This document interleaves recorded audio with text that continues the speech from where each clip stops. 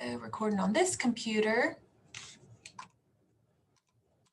Okay, so y'all just let me know either out loud or on the chat if there's any issues with the volume. You can hear me okay. And if we're good, we'll just go for it. So, all right, let's get started. So I don't know if any of y'all have been, here prior. This is the kind of fourth and final installment of the Actualize workshop series that I've been doing. And it's a combination of expressive writing and a little meditation. And we kind of use both to help deal with the kind of journey we're taking towards completing our goals. So it's all about goal setting and kind of using a creative twist to help us, accomplish it. So give me 1 second while I just make sure my PowerPoint's working. Okay, so with this fourth installment here, we are looking at the sustaining phase. So this is the ultimate, how do I keep this up? How do I stick with it? And if you kind of look through, we'll touch on some of this as we go, just to recap the whole series. But a lot of the goal setting has been about preparing, just getting it off the ground, overcoming the obstacles.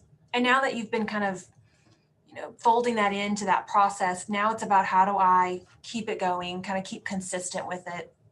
And that's like one of the hardest parts, especially if you do see some success, whether it's weight loss or you're doing better in school or it's a relationship goal. We're human and we can fall off, and it's hard to, just that longevity of a goal. It's hard to sustain over time. So today, we'll try a few different exercises to help you figure out a way to stay kind of committed to that goal.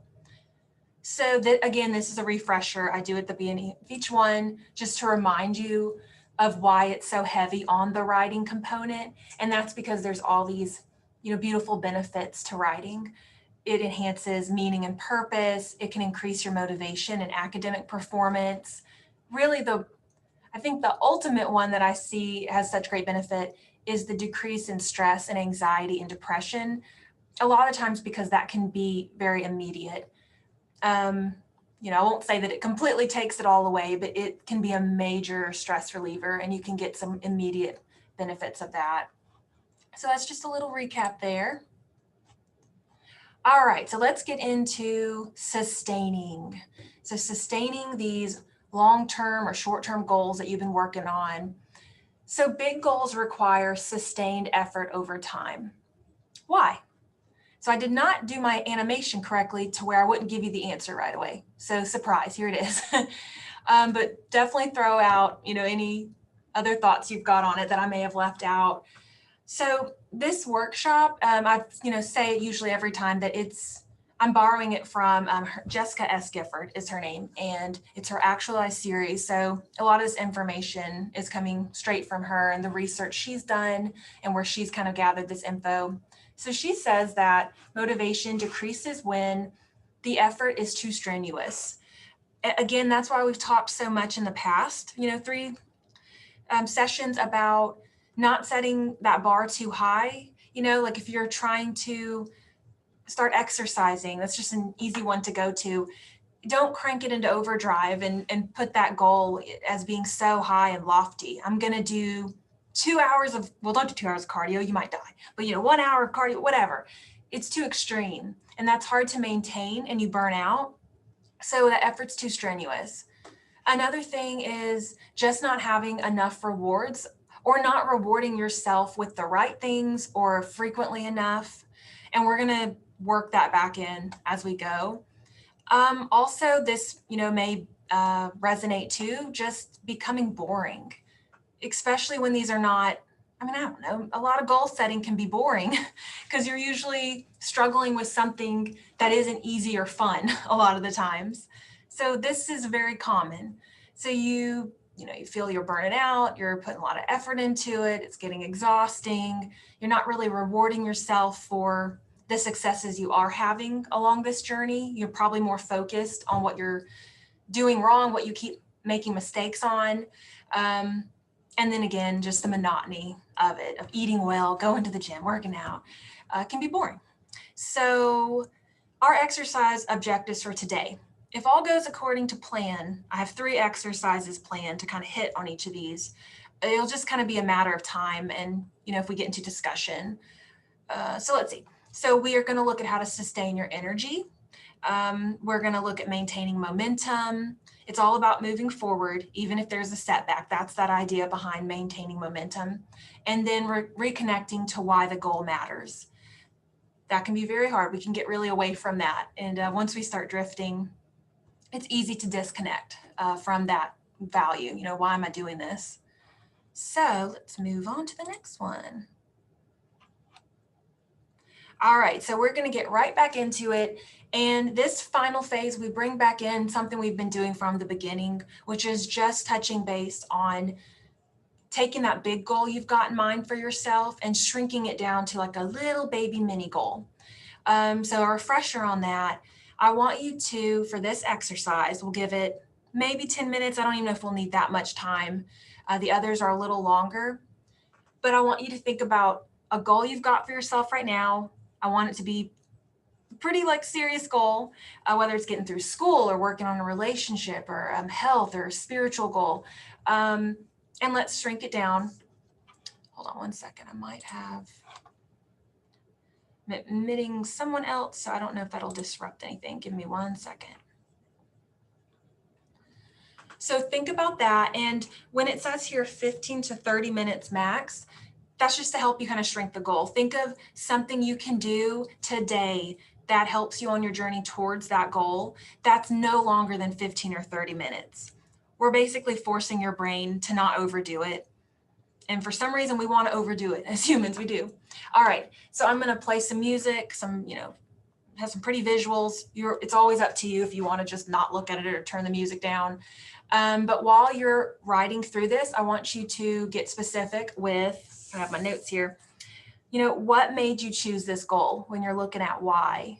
So why this goal and what's the impact that completing this goal will have on you? And then look at when will you do this, where will you do it, and how. Get very specific. That's proven to help us actually achieve it. The more realistic and specific we can be about these. So let's go ahead and I'll set my timer. Give me 1 second. Okay. And I'll check back in a few minutes and we'll see where we're at.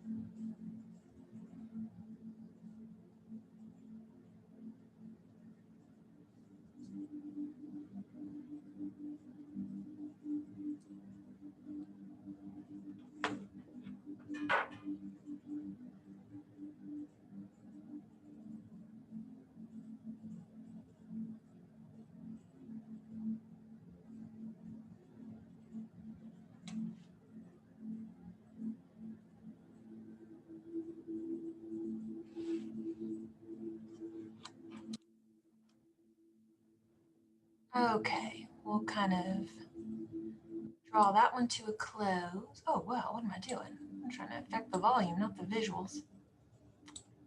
I don't know if that's helping. Okay, so if you kind of got lost in that, and if you're really feeling the Zen zone that was hopefully created for you, kind of come back to the present.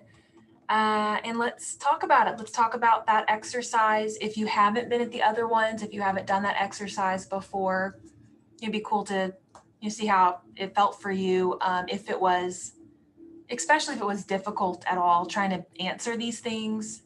Was it hard to break down, that into a mini goal? So I'll throw that out there, and you can use the chat, or, like I said, take yourself off mute. And it is no judgment.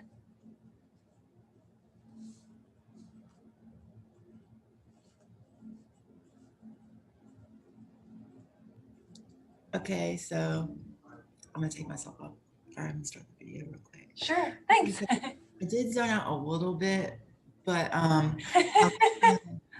for me, sorry if you can hear that, that's my dryer. For me, I've always kind of like floated by in high school and stuff without really having to ever study and stuff like that. Mm-hmm. So I was kind of thinking of how I want to try to be like more serious and take college more seriously and stuff. And it sounds like pretty like I don't know, it sounds like a very typical goal of, for whoever. But I was thinking like in order to achieve that without like overwhelming myself, I could like just kind of start maybe like studying or reviewing notes, like just like for Yeah. 10, 15, 20 minutes every other day or so without like overwhelming myself because so far freshman year, it's just freshman year. It hasn't been too difficult, but I can kind of feel it getting a little bit harder as we go on. Yeah. Actually, read the assignments without just kind of, stuff like that. And actually read and study. It is. That's a great. I love that example because it's just saying doing well in classes, studying, getting good grades. That's heavy, that's vague, that's big. So I like when you're saying you're kind of breaking it down when we look at what's that mini goal you identify. It's that I should probably set aside a certain amount of time to devote to studying or reviewing notes, right? Mm-hmm. And then did you identify, I guess when it asks what, where, or how, a place for you in your house or in the library somewhere where that can get done realistically? Actually, I kind of realized it's hard to get stuff done in my own house unless it's like nothing else is going on, but that hardly ever happens. So Yeah. I've been having to like what was it, 2 days ago? I was driving around town looking for a place that like wasn't too crowded. People, were wearing their mask or like at least far enough away so we won't be close to them. I like went to Rhino, like two different Starbucks, a Barnes and Noble, and like it was so crowded. So I ended up having to like I just sat outside on my little patio area. Oh, I'm actually impressed you didn't just give up and go, I was going to say drink a margarita, but maybe not. Don't do that. But just give up after that. That's some effort. You Yeah, stuck with I it. was determined. I had a test the next day because I mean I've started studying more, Mhm. ever since college started for me, but I'm still bad about studying like the day before. Yeah. It was the day before the test. I guess it was Monday. And I just I went all these places and I just ended up sitting outside Okay. my house and making a Quizlet. So. So I think a good way to, start implementing this, I guess to help reduce some last minute anxiety and stress related to finding a place and trying to cram it all in, maybe start doing a little, fun research for yourself on which one of these places do I feel most comfortable at. And then once you select that, it will probably benefit you. Of course, this is going to be a goal to work on, but just picking out times in advance to go, because there's just that pressure, right, of it being last minute, having to find a spot. That's very stressful. So I do like that with this exercise, it got you thinking about it, and it's all with this goal setting, you know, program. Basically, it's just about trying to reshape and be flexible about how you're doing it. If it's not been working, just work on doing it differently, flip it a little. Yeah. I'm sure everyone here can relate to that, trying to find a place to study and then devote the time for it. Um, and I did notice Alyssa said a mini goal was to prioritize time for self-care. That might be, another thing y'all can relate to, especially with balancing work, school, and your self-care. That's a huge part of it. Hold on one second. Something's going on with my, okay, we're good. Okay, and I'll just give a quick example of from mine. I've mentioned before, I do like to write. I have a goal to complete a novel, right? So that's hilarious because it's taking me so long because I'm not sticking with these mini goals. But here's a good example of just looking at that goal. There's so many components to that, it can be overwhelming. Just like if you say, I want to become a doctor, you have to have a roadmap. You have to get very specific with all these steps. So something that works for me is I need a space. I need a space to write, even if it's just I want to write every day about nothing. It doesn't have to be for, you know, a story. So I broke down if I would clean up my office space that I have at home, that's too messy. That is supposed to be my writing space, but it also just becomes the junk room when I'm lazy. So when I become displaced and I don't have that designated space to devote to my goal, it's very easy for me to then have excuses to not do it. So it's a combination of true obstacles. Like if you don't have a space to study, that's an obstacle, but it also doubles as an excuse. Well, I don't know if we're gonna do it. Or I don't have the time if we're not devoting the time. So just think about how it slips from obstacle to excuse. And then I broke it down to I'm probably going to be best on the weekend, morning, early afternoon. And I would encourage you to, whether it's a goal like that or whether it's studying or the self-care. I'm so big on setting timers or something. If you're so worried about that time, if that's hard to squeeze in or you're afraid it will, take too much time to do one of these things, set a timer, get a planner, pencil it in, bracket it in. Just, I want you to work on empowering yourself to set aside that time with intention. It's not stolen from you. You're taking it on your own. You're using it. So consider that. But yeah, the self-care goal, that will always be something I'll encourage. Okay. So if there's nothing else, that's kind of our warm up. And then we'll move into the hardier kind of part of this week's session. So let's see. Now I've got my little animation set up. All right. So exercise 2, and I'm looking at our time. So we're going to make it through this. We want to look at values when we're looking at sustaining our goals. this is a big one because, one second, I'm meeting someone else. Because as we mentioned in the beginning, it's easy to disconnect from our goals and why it is, or disconnect from the motivation behind our goals. You know, why are we doing this? We can sometimes shrink this down or simplify it by looking at what our value system is. A lot of the times, our behaviors are extensions of our value system. So if you're in school right now, it could be because you value education. It could be because you value having stability, financial security, a career.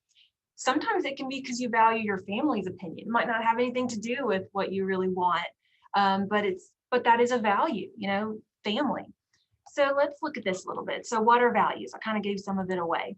Think about it a second.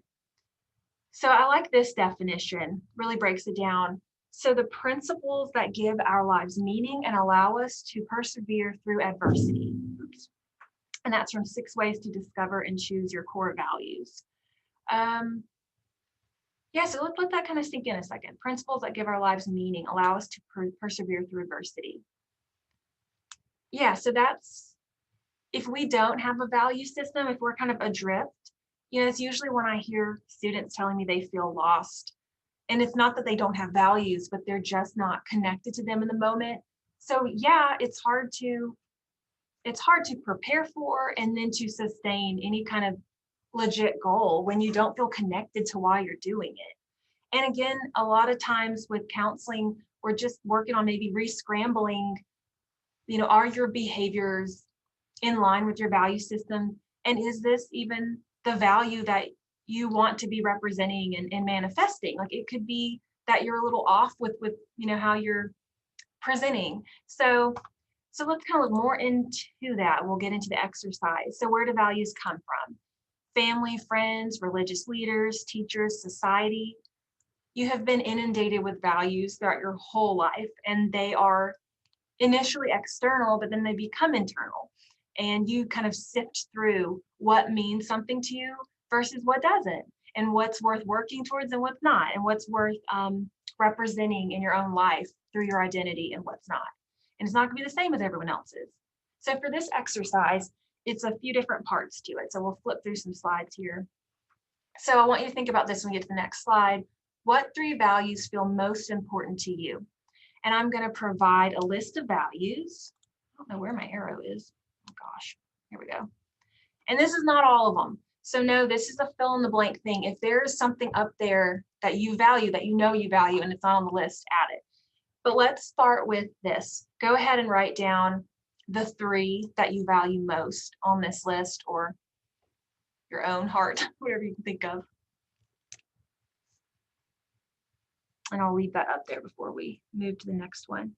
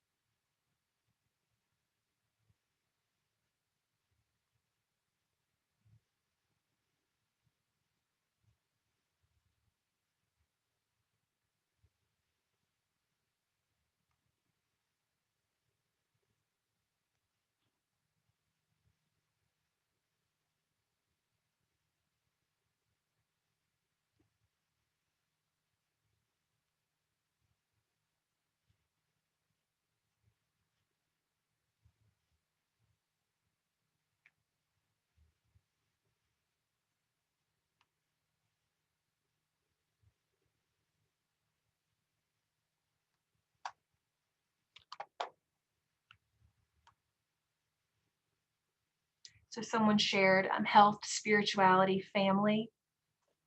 Yeah, and you might find that these are similar to your own or very different.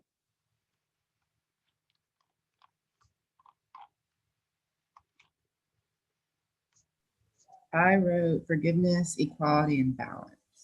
Oh, and balance. I love that. Yeah, you really can't go wrong with this list.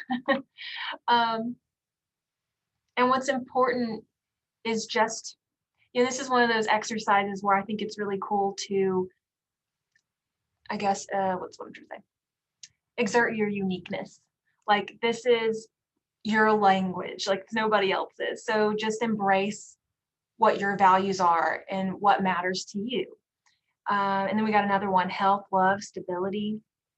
Yeah. Okay, so if we've kind of locked in our top three, then we'll move on to the rest of the exercise. Authenticity, creativity, intelligence. Oh, I forgot creativity was out there. Yeah, I had bravery, gratitude, and then what was my third one? I think authenticity, but I also love creativity. So this can get hard, especially when you're really plugged into your values. You might like them all. All right. So once that's locked in, so here we go. Oh dear. I'm just make sure this is set up before we start.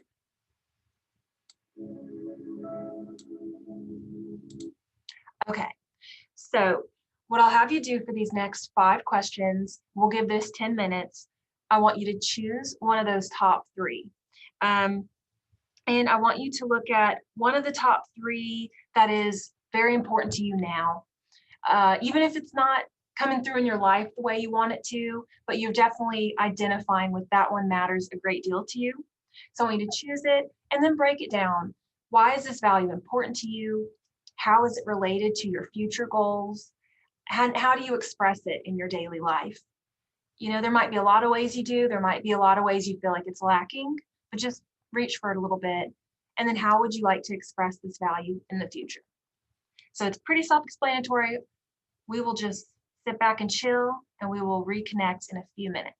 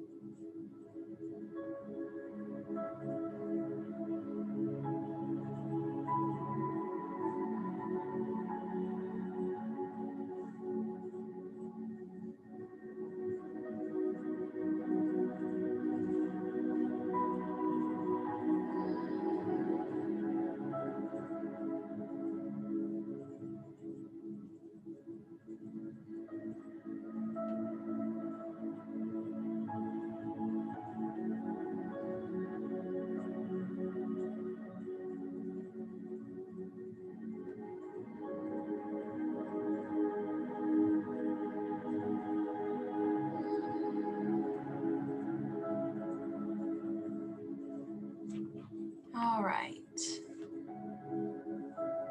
Just give you a second to kind of wrap up if you're still in the middle of it. I'll turn this down, but let our little image play. I can hear it a little bit. That's nice. Okay, I want to know how that was for everyone. Were you surprised by any of the answers, or did you see how it connected to any of the goals you have for yourself now?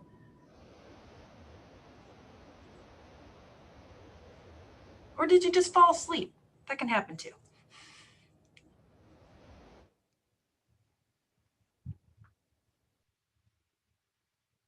I'll say, to share some of mine, one of the values I identified that really means a lot to me is gratitude.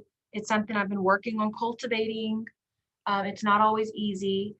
And it was really cool for me running through this, putting a microscope up against it and seeing how that value of gratitude actually can intersect with my goal of writing.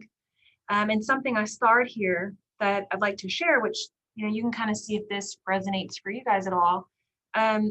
When I am more tapped into my gratitude, that creativity of writing, it becomes more about the process and the product. And that is my mantra with a lot of goal setting, with writing, but I don't stick to it sometimes. But when I kind of just key back into that value, it's just a very natural awakening. Like, oh yeah, I'm just grateful to be doing this. This feels good. This feels right. It feels authentic.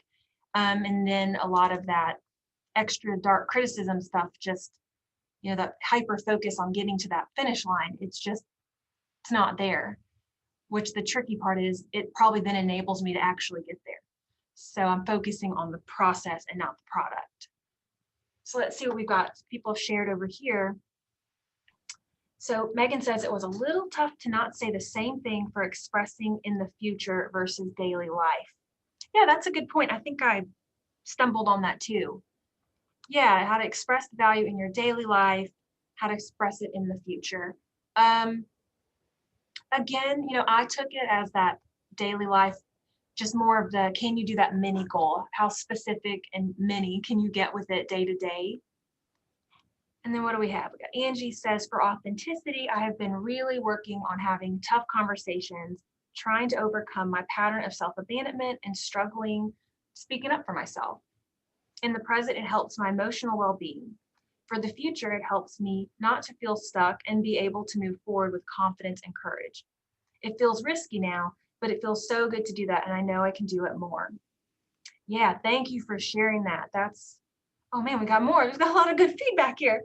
This is too much. I saw a connection with my value of health.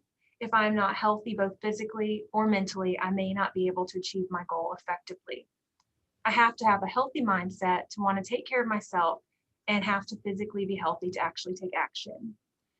Yeah, like all of this is cyclical in nature. I don't know if that's a word, but I mean cycle-ish. That's not a word. Yeah, it's all connected. And that's what's cool about connecting to your values.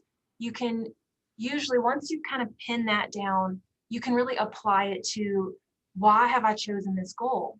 And how can I use my values to help me stick with my goal? Yeah, thank you all. That's very beautiful. Exactly what I was hoping for with the exercise. So, if you don't have to share anything else, but just maybe try and apply this throughout, the week or so. And you can even like Google those value lists, and there's a whole lot of other ones on there, and see what applies. But this is definitely a part of that sustaining that we talked about, really just rooting down into, why am I doing this? And you'll notice that if it's not for you and if it's for others, that'll be one of the hardest lessons to learn. It's really hard to stick to a goal, complete a goal when it's not for you. So first things first with sustaining it, just get down to, why am I doing it? Why does it matter to me? All right, so let's go ahead, looking at our time. Oh, we're already jumping right into the next one. Didn't even let you relax. So this last piece, I definitely wanted to include it today, even though it's not as As I said, as hardy as the value system stuff, but this is a big piece of that. When we look at celebrating progress, as I said earlier, if we're not rewarding ourselves enough for the progress we're making, we're likely to just not do it. Or we get into that, which is so easy for the brain to do, get into that negative thinking and then focusing more on, oh, I just ate that piece of cake yesterday, or oh, I said I was going to study and I didn't do it again. I must be a failure. I never stick to my goals. Whoa, right? That's once you go there, nothing's getting done. Nothing good is getting done. Okay. We talked, I think, last time about the self-talk, the self-compassion. So again, all four of these are coming together here. And again, this just celebrating your progress is going to reinforce the goal that you're setting and trying to achieve and stick with. So focusing on the positive has been shown to reduce your stress, fatigue, improve self-concept, it's confidence, your happiness, and again, reinforces that momentum so that you keep moving forward despite the obstacles, the setbacks. So throwing that out there, are y'all good at that? Are y'all good at stopping to kind of honor the journey and the progress you're making?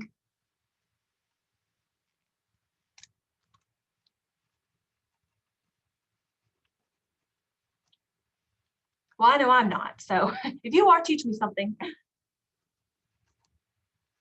And again, for me, that's where the gratitude comes in. When I'm practicing my gratitude, I'm able to slow down enough to actually become aware and to acknowledge.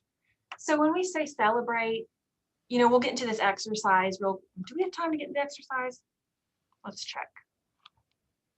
Oh, well, Alyssa says I'm not good at it, but when I do acknowledge it, I feel very proud of myself. That's exactly it. I want you to feel really proud of yourself when you do take the time to acknowledge. And just, this is not a scolding or anything. This is just something to I guess practice more self-compassion alongside with. So this is about saying, hey, I wasn't aware of this until today. Now going forward, I'm going to practice being more aware and just work on catching yourself the next time you're focusing on what you're doing wrong rather than what you're doing right. So to celebrate, let's see if we've got a minute to do this. Yeah, we'll give us like 2 minutes, just close it out. I think, let me get the next one to come up.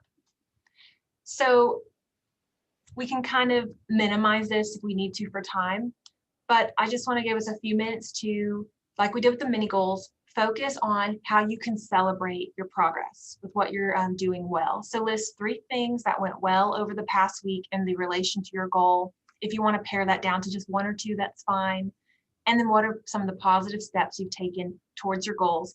And really, ideally, I want you to look at that under strategy number 2. How can you celebrate or reward yourself for the work you've done?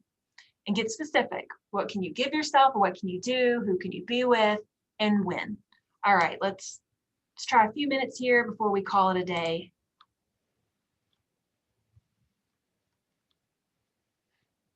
Let's get the volume up.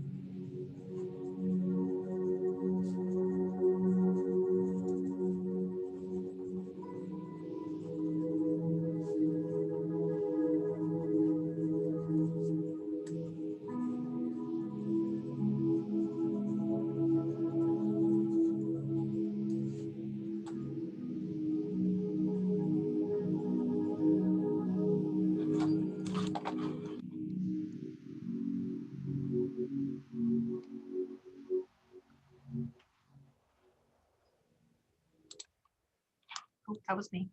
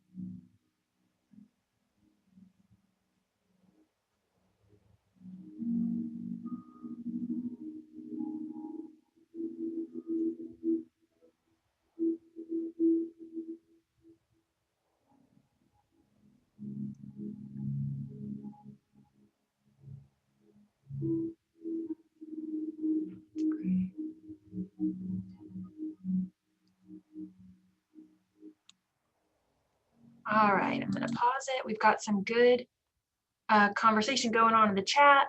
Also, I'm losing track of time thinking about how I'd answer this. So I know we're running out of time, so let me kind of squish it together here. Okay, so yeah, as I said, we've got some good feedback here. Someone shared that they're in the doctoral program, been celebrating every milestone, big or small. And also, I really appreciate this being mentioned because I have not mentioned this, and it's such a important part of it. You know, not just how to celebrate it, but again, going back to, how to reinforce your movement forward. And this person shared like reducing the distractions of cell phones. I reward myself with weekly shopping. What I really like about this statement is that it's not I reward myself with looking on my phone. Okay, I'm all about us using all these things as rewards. You can use your phone as a reward. I'm not saying that necessarily, but just knowing that that's not our go-to, because that is kind of tricks our brain. That is like the easiest reward you can give yourself, but it's also an addictive reward, which can be hard to, stick to your goals, like studying without looking at your phone. So yeah, that's really great. So I always say stuff like, okay, reward yourself with buying yourself something or a cupcake.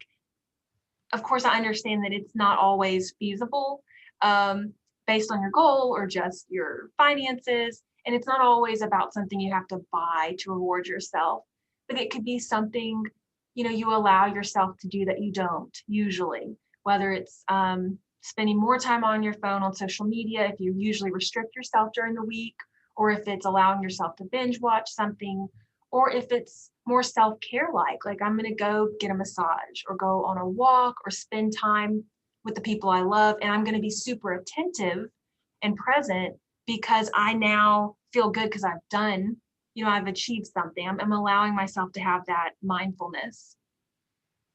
And we've also got another comment here. For me, I like rewarding myself with small things like buying something off Amazon or shopping. Yes, don't get me started on buying off Amazon. Yeah, that's like one of the, I think, most common ways, to give ourselves a little boost. And rewards are important. Reward by doing nothing. Oh, I love that too. Yeah, just the absence of responsibility, just relaxing, right? So like we did with the values, remember, this is your own language. This is what makes you special and unique, and you need to stay committed to figuring out that language, right? So that you can speak it to others and that you can speak it more fluently with yourself.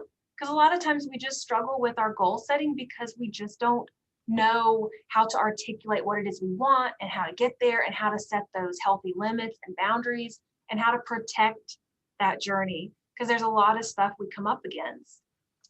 Oh, a lot of beautiful stuff here. I started having tea before bed and staying off my phone, which has helped me sleep. Oh my gosh, yes. I took some time to listen to records and read magazines. It was very refreshing. Yeah, that's what I'm talking about. But again, this is about you and what works for you. So to end for today and this 4-session series thing, just keep in mind that when you're setting out on this journey and you've identified what your goals are, again, be gentle with yourself. That is part of the self-talk and the self-care. Reward yourself for what you're doing well. Talk about what you're doing well. Our brain loves to focus on what's going wrong. It's just wired to do that. So you're doing a little bit of unwiring here. So, and again, come back to the values, that means something to you. Why does this matter? And just take the time for you to figure it all out. So does anyone have any last thoughts or anything they want to share before we wind down for today?